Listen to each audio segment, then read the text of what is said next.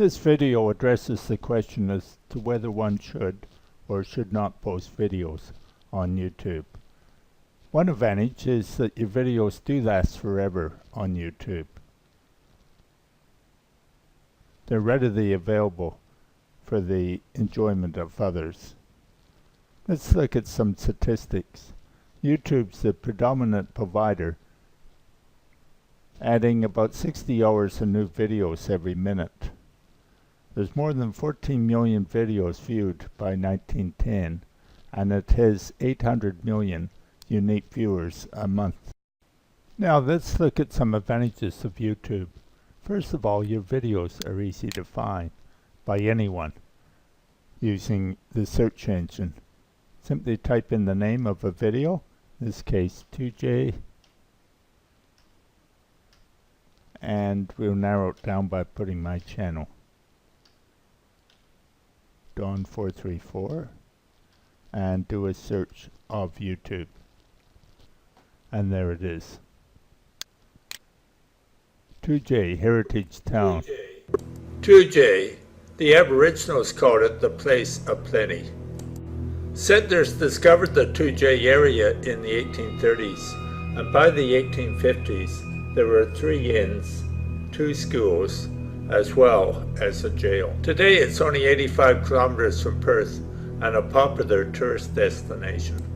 In the 1850s though, it was quite isolated and travel to Perth was difficult. Nevertheless, numerous letters appeared in the West Australian. And near the 1876 map showing the main exploration and travel routes extending out from Perth, with a principal route to 2J and another to York. The gold rush fever of the goldfields near Coogardie and Kalgoorlie passed 2J by. 2J, located 86 kilometers northeast of Perth, has a population of about 800 people, probably 1,000 people on the weekend with all the tourists. It's situated between 2 large hills, and the town is stretched along the riverbank of the Avon River. In 2J, you're never out of sight of the country. Be warned though, although the town is small, it's well spread out, and it takes some time to walk around. The town of 2J grew and still grows from the agricultural activities of the early settlers, such as sheep, cattle, wheat, barley, vines, and beekeeping. It's also the site of many elderly residents from Perth who retire in 2J to enjoy the pleasant rural setting and beautiful country scenery. Being the oldest inland settlement in the state, 2J is a heritage site, well worth wandering around. There's a fine collection of heritage buildings dating back to the late 1800s, and the National Trust has declared the whole town as a heritage site. Most of the older buildings have been finely painted and preserved and are open for tourists to view and shop in. There's the old gold dating back to the 1850s, St. Stephen's Church built in 1862, and the O'Connor Mill dating to 1870. My visit in early December 2008 involved a small trip outside of town to the 2J Caravan Park, where we spent a night overlooking the Avon River. 2J is well signposted with memorials, this one to the early pioneers.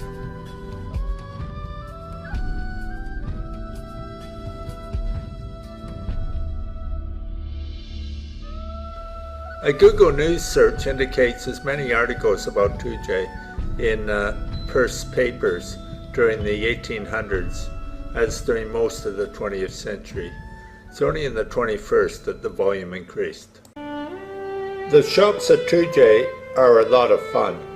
They are historic, dating back into the 1800s. The churches are also historic, 2J, with this newspaper article about the 2J Catholic parish built in the mid-1850s and St. Stephen's, built in 1862.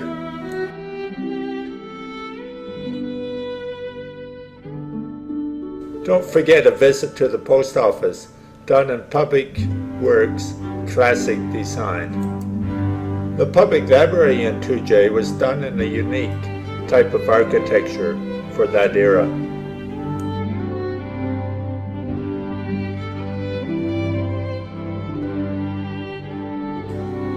My friend Jamie Scott and myself pop into the Victoria Hotel for a pint of beer. The upper right window features public services in 2J, including the Memorial Hall and the old courtroom, as well as the vet. There's lots of historic housing in 2J. The oldest house in 2J is the Butterley House, constructed in 1870. The Commonwealth Bank and the local photographer also inhabit interesting buildings.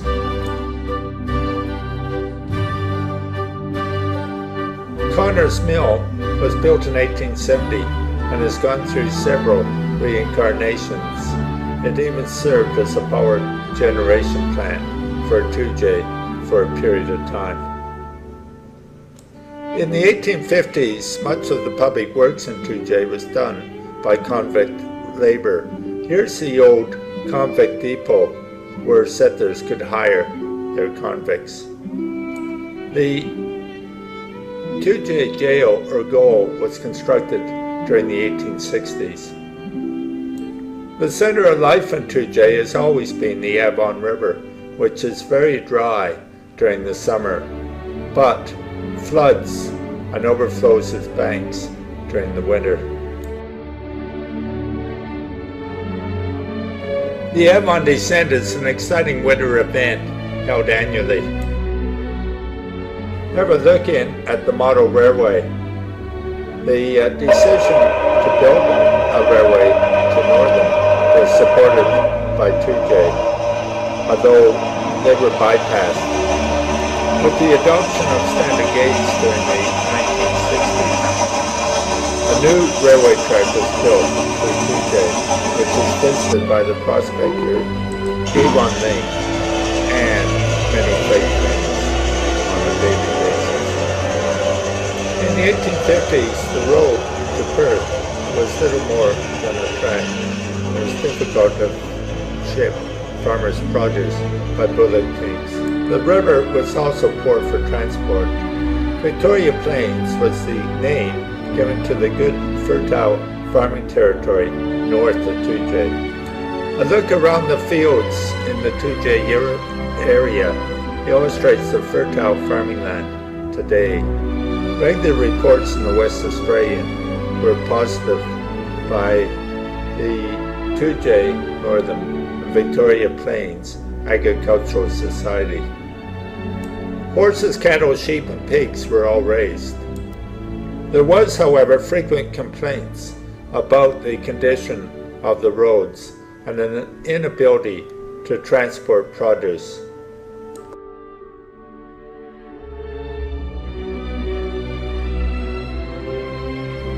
Wheat farming today remains challenging, with the occasional abandoned farm.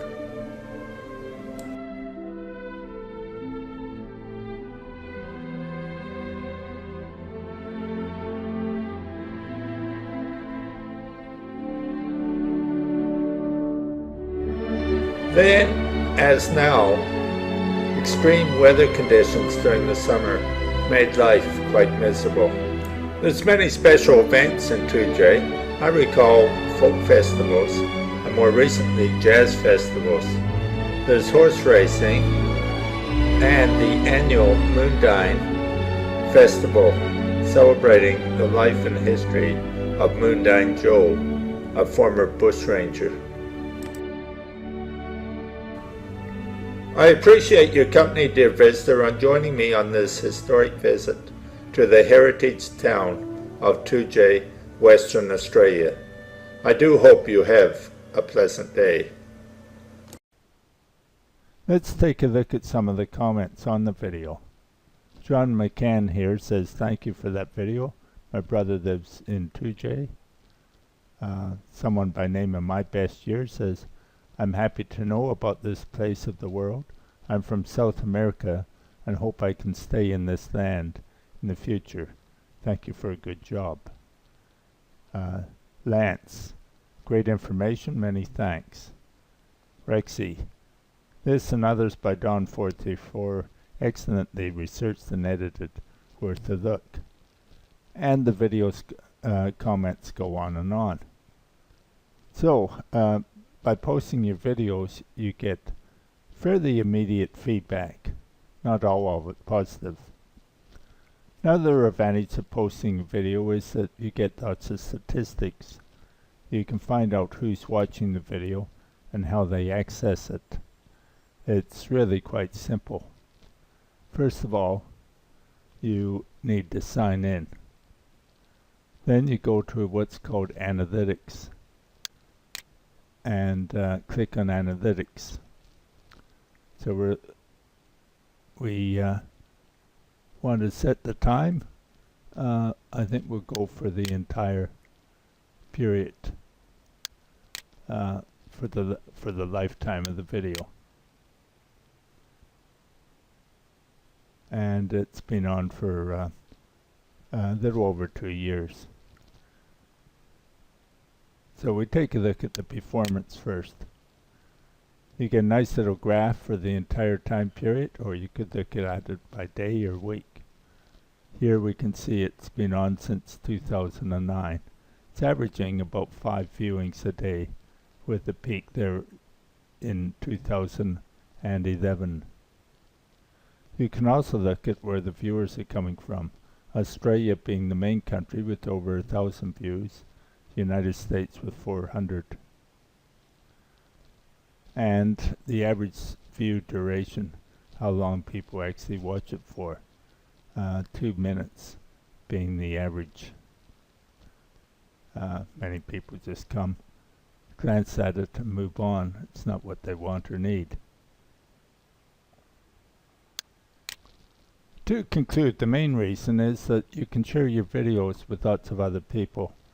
If you go to the work of making a video, it's nice to make it accessible and provide the information to whoever might be interested. Thanks for watching this short video on why it's a good idea to post on YouTube.